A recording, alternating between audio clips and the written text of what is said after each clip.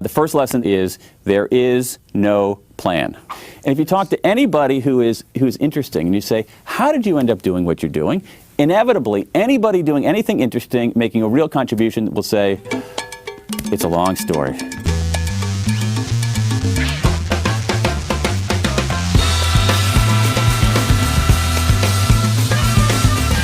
When I was 14 and when I started, I didn't have a plan, honestly. I could say I had this all planned out, but when I was 22, I had no more of a plan either. At the time, I was the chef at the River Cafe, and I was quite successful. And it was always my goal from the time I became the chef at the River Cafe to open my own restaurant, because in a lot of ways I felt I could do it better, and I had, I had better ideas. I had more inspiration and that kind of thing. So there was really no master plan of okay, this is what we're going to do next.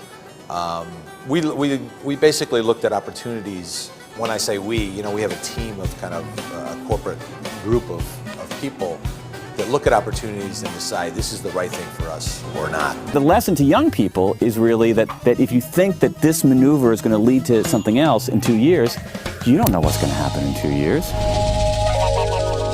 Number two is to think strengths, not weaknesses, which is very much aligned with the work of Marcus Buckingham and Martin Seligman.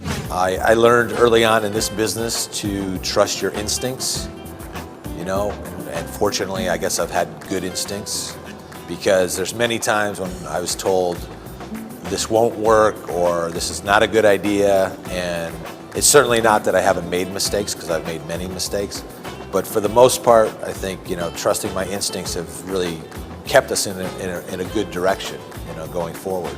And that message still is not fully out there.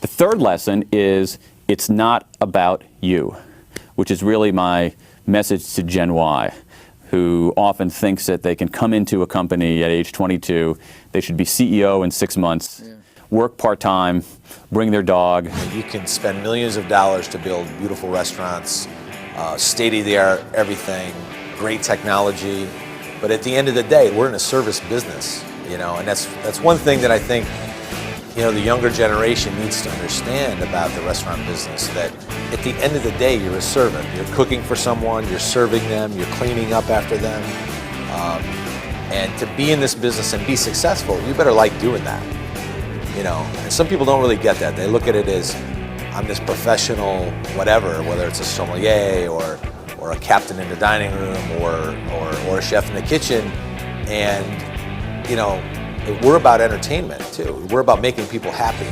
To do that, we have to really be focused on what their needs are, and we have to serve them. It's about the customer, it's about your client, it's about your teammate.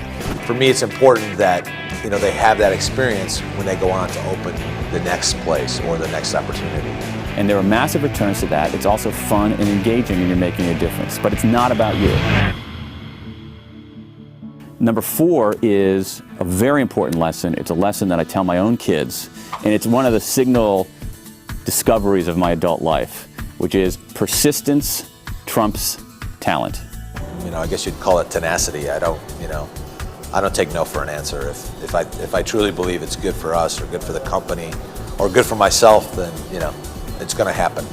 The world is littered. You look back with very talented people who didn't persist. Yeah. And the people who end up doing really good things, making big contributions, are often, not always, people who are, fairly talented, but extremely persistent.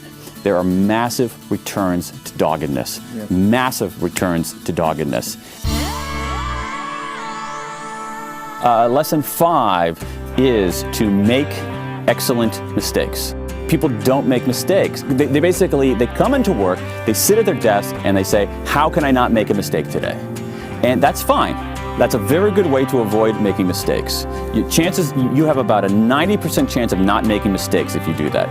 You have a 0% chance of doing anything interesting. One of the great things about it is every day is a new day. So you can have the worst day of your life in a restaurant, the worst service, things can go wrong, whatever it is, and the next day it's a clean slate and you start over.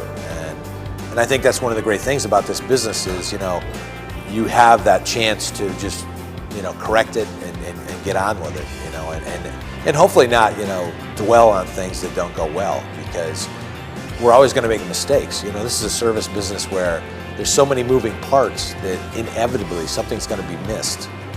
The key is like not to do it, not to make that mistake twice, to not, dwell on things that aren't so great, but to fix it and go on. Because in order to make mistakes, in order to do something valuable, you need to try things that don't work. And so there's a difference between stupid mistakes and excellent mistakes. And the final one, number 6, is about what it means to be human, which is I think the fundamental human yearning to leave an imprint. That's the 6th lesson, leave an imprint. Doing something original was really a big part of, that beginning back 22 years ago. I still think that, it's a long ways away before we can kind of claim an American cuisine as original, because it's still so young, and we pull inspiration from all over the world. When you're 28 with really nothing to lose and, kind of big aspirations, it was, for me, a lot of people say, well, how did you do that? Or, weren't you afraid to do that? And honestly, no, I didn't, because at that point I had nothing to lose, and it was really kind of, I was going to be the best, and, I wanted to, create something really special, and, I just look forward. That's kind of the way I am.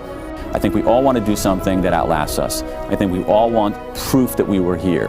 We all want to do something that says, but for my presence in this world, this would not exist.